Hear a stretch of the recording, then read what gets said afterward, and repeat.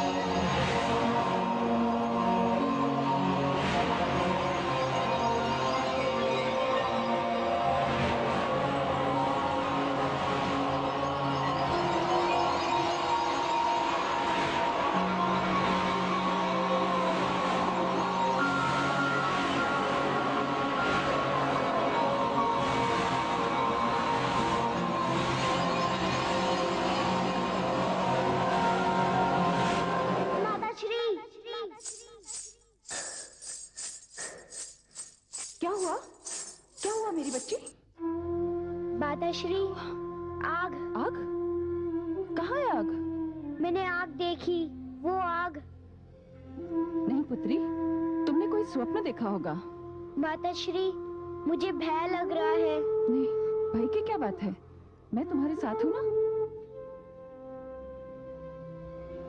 महारानी, महारानी, क्या हुआ? पार्वती क्यों चिल्लाई? महाराज, इसने कोई डरावना सपना देखा। सपना देखा? हाँ महाराज, इसने सपने में आग देखी। क्या? हाँ। तब तो वैद्यराज जी को बुलाना ही पड़ेगा। शांत हो जाओ पुत्री, शांत हो जाओ।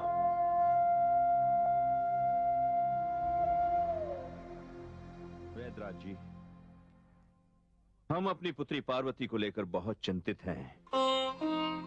हाँ वैद्यराज जी। नहीं महाराज, चिंता की कोई बात नहीं है। पुत्री पार्वती बिल्कुल स्वस्थ है। स्वप्न देखकर डर जाना तो साधारण सी बात है। वैसे उसे कोई रोग नहीं है।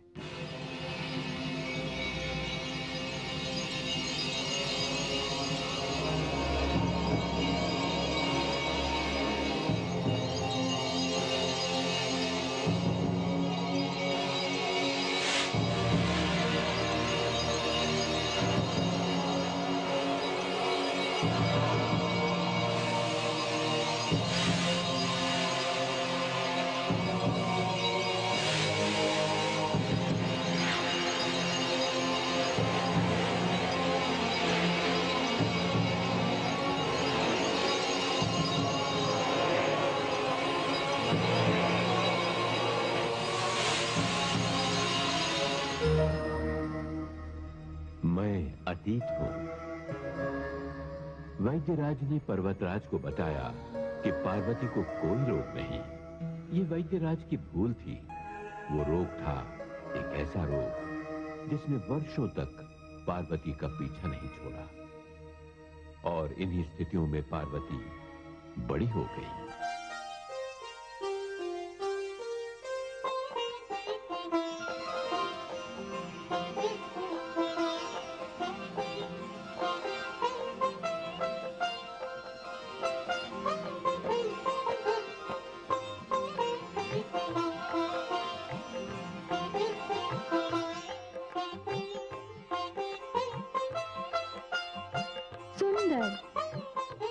अति सुंदर, दिव्य रूपा।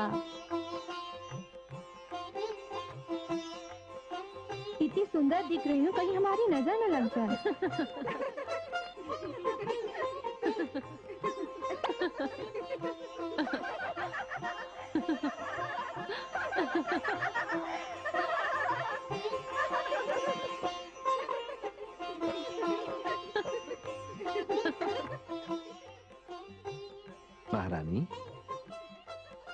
स्वामी, आपको स्मरण होगा जब हम कैलाश गए थे तो हमने भगवान शंकर से ये वरदान मांगा था कि सती जैसी कन्या मेरी कोख से जन्म ले। और उन्होंने कहा था, सती जैसी ही क्यों, सती स्वयं आपकी कोख से जन्म लेगी। आपने सत्य कहा महारानी। भगवान शिव का कथन सत्य हुआ। आज हम धन्य हो गए महारानी, हम धन्य हो गए। साक्षात सती ने ही हमारे घर में जन्म लिया है। साक्षात सती ने।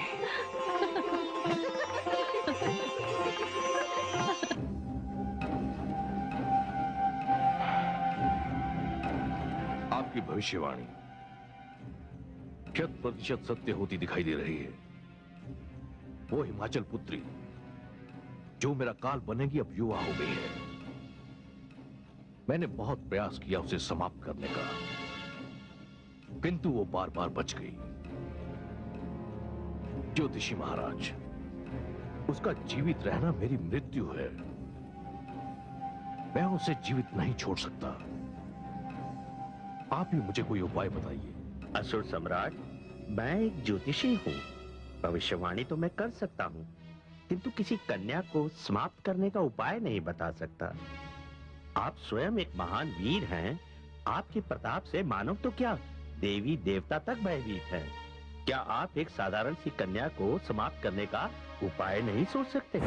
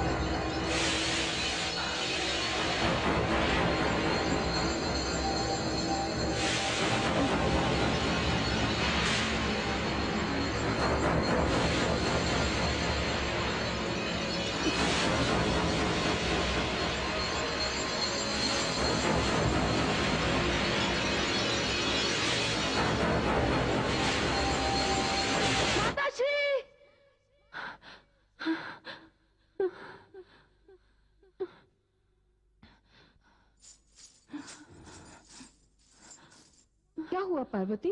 क्या हुआ? क्या तुमने फिर वही स्वप्न देखा? हाँ माँ, उन्हें वही स्वप्न मैं देखती हूँ। स्वप्न में एक मेरे ही जैसी कोई है जिसे अग्नि की लपटें चारों ओर से घेर लेती हैं। उसका शरीर जलने लगता है। एक चीत्कार उसके मुंह से निकलती है और बस उसके पश्चात मेरी आंख खुल जाती है। माँ, पार्वती, पुत्री पार्वती, क्या हो महारानी? स्वामी, मुझे तो बहुत चिंता हो रही है। जो स्वप्न से कभी कभी दिखाई देता था, वो स्वप्न से निरंतर दिखाई देने लगा है। ये स्थिति बड़ी कष्टदायक है स्वामी। चिंता तो मुझे भी हो रही है महारानी। इतने जतन किए परंतु कोई लाभ नहीं हुआ। स्वामी, मुझे ऐसा प्रतीत होता है कि कदाचित इस समस्या का निदान देवर्षि नारद ही कर सकते हैं। आप सत्य कह रही हैं महारानी। मैं शीघ्र ही उन्हें संदेश भिजवा देता हूं।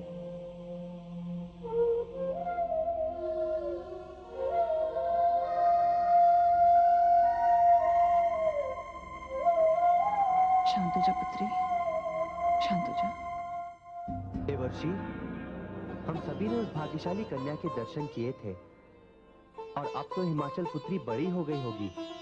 हाँ देवराज, पर्वतराज से मेरी बहुत दिनों से भेंट नहीं हुई है और न ही उनकी कन्या के दर्शन हुए हैं।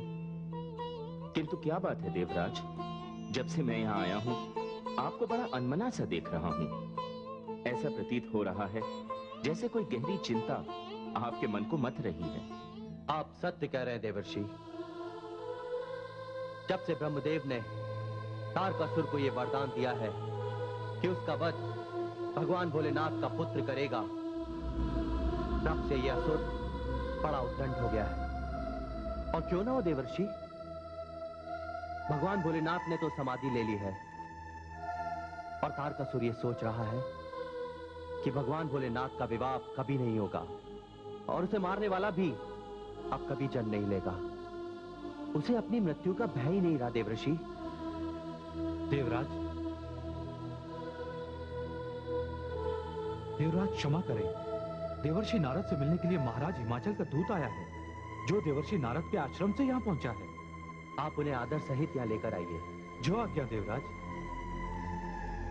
नारायण नारायण। देखिए देवराज, अभी अभी उन्हीं की चर्चा तो हो रही थी।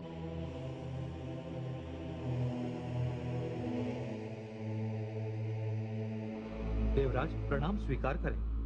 देवर्षि मैं आपके दर्शनों के लिए आपके आश्रम गया था। वहां ज्ञात हुआ कि आप देवराज इंद्र की सभा की शोभा बढ़ा रहे हैं। कहिए क्या बात है? देवर्षि वहां एक विकट समस्या उत्पन्न हो गई है, जिससे महाराज पर्वतराज और महारानी मीना सभी बहुत चिंतित हैं। उन्होंने आपसे शीघ्र वहां पहुंचने का निवेदन किया है।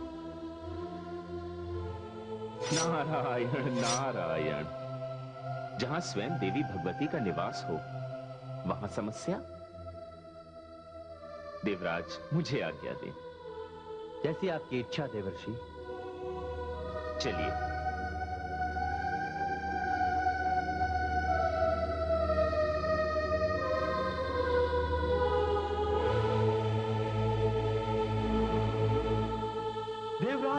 देवराज अनर्थ हो गया। असुर राज तारकासुर ने इंद्रलोक पर आक्रमण कर दिया है। क्या? वरुण देव, अग्निदेव, सूर्यदेव, हमें इस आक्रमण की आशंका तो थी ही। अब हमें इस तारकासुर को उसके किए का दंड देना ही पड़ेगा। आक्रमण का उत्तर आक्रमण से दिया जाएगा। स्वामी, देवर्षि नारद के पास जो अपने संदेशवाहक भेजा था, वो अभी तक लौटकर नहीं आया। नारायण नारायण। प्रणाम देवर्षि। प्रणाम देवर्षि। आयुष्मान भव, आयुष्मति भव। मैं आप ही की प्रतीक्षा कर रहा था देवर्षि। क्या बात है पर्वतराज? देवर्षि, मेरी पुत्री पार्वती की रक्षा कीजिए। पर हुआ क्या है? बाल्यकाल से ही मेरी पुत्री पार्वती के साथ कैसी कैसी घटनाएं घट रही हैं। देवर्षि, वो बाल्यकाल से ही एक स्वप्न देखती है। कैसा स्वप्न? देवर्षि, वो स्वप्न में अग्नि देखती है। अग्नि? हाँ देवर्षि, वो देखती है अग्नि का बवंडर।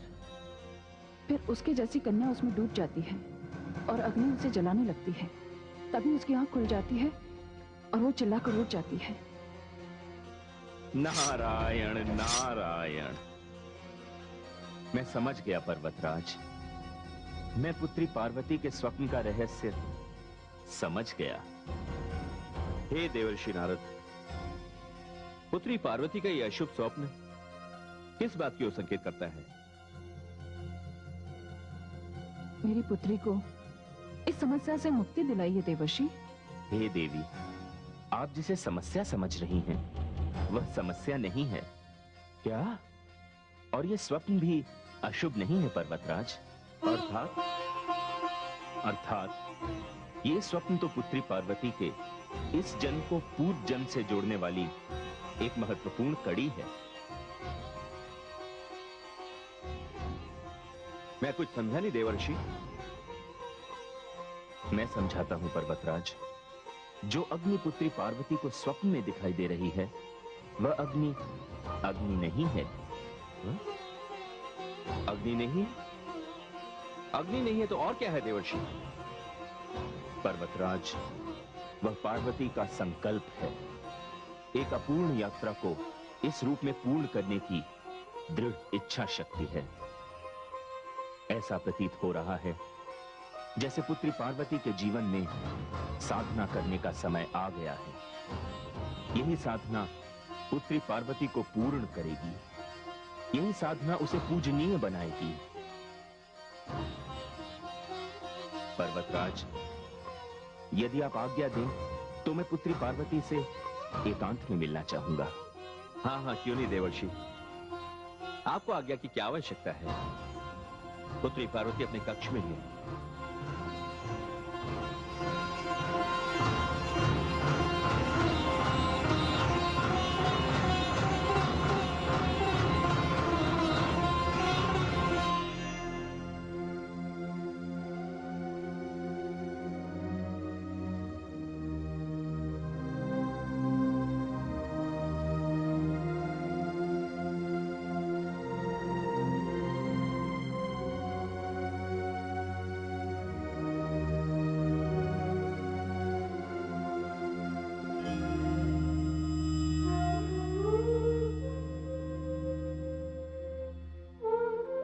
नारायण नारायण।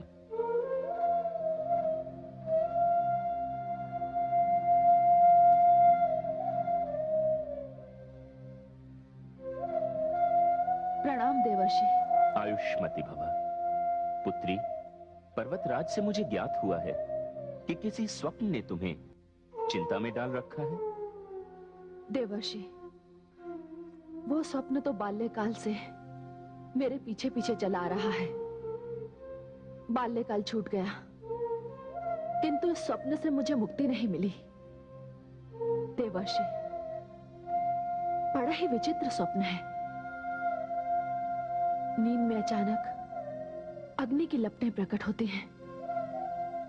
धीरे धीरे मैं उन लपटों में घिर जाती हूं और भय से मेरी निद्रा टूट जाती है। समस्या वह स्वप्न नहीं है पुत्री, समस्या है उस स्वप्न का अधूरा देखा जाना। तुम्हें वह स्वप्न अपूर्ण दिखाई देता है। तुम्हारी निद्रा टूट जाने के कारण उस स्वप्न का महत्वपूर्ण भाग शेष रह जाता है।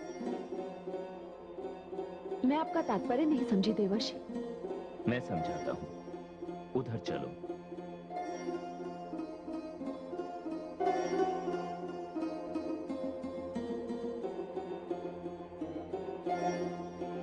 बैठो पुत्री।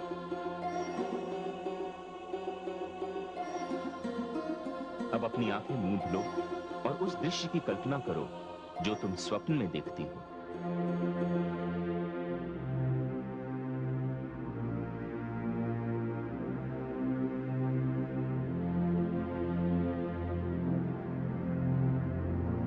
घबराओ मत पुत्री, मैं जैसा कह रहा हूं वैसा करो।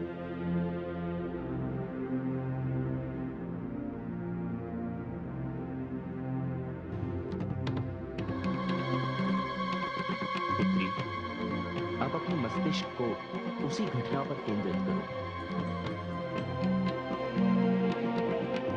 अपने ध्यान में उसी घटना को लाओ।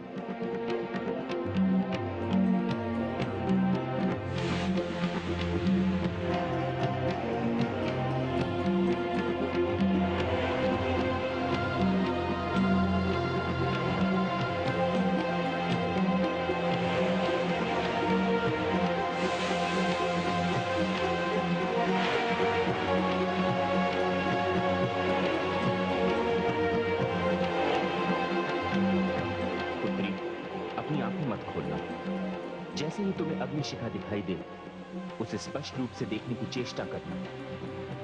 पुत्री, क्या तुम्हें अग्निशिखा के पीछे कोई आकृति दिखाई दे रही है?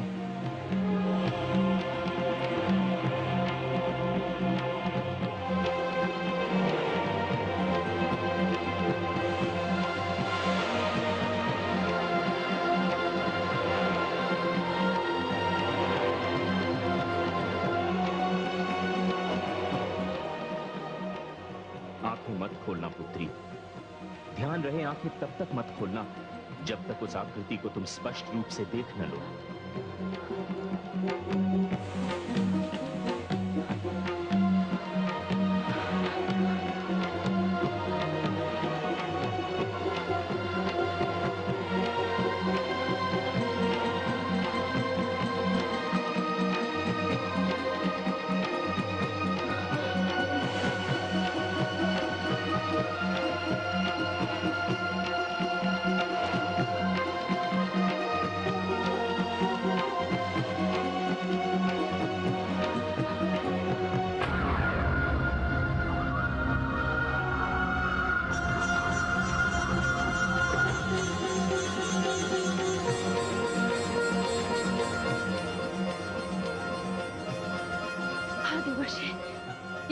आराध्य है,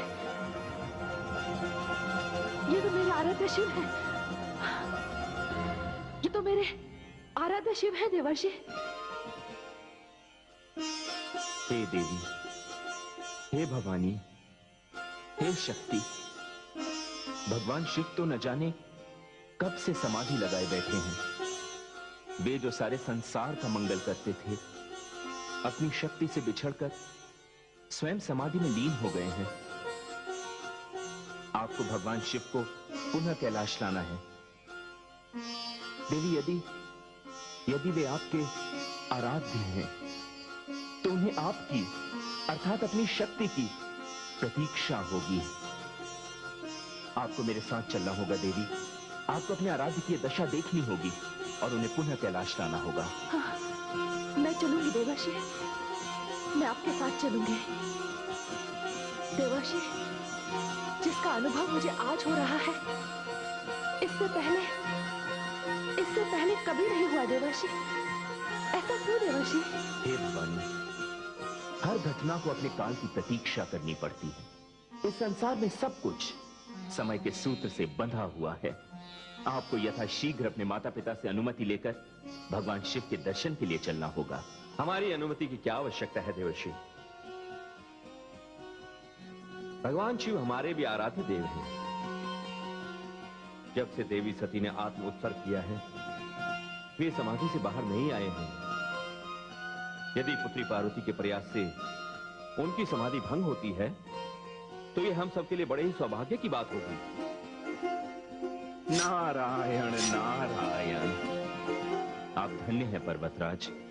आपकी धरोहर समझकर मैं पुत्री पार्वती को भगवान शिव के समाधि गृह में ले जाता हूं। जैसी आपकी इच्छा देवर्षि।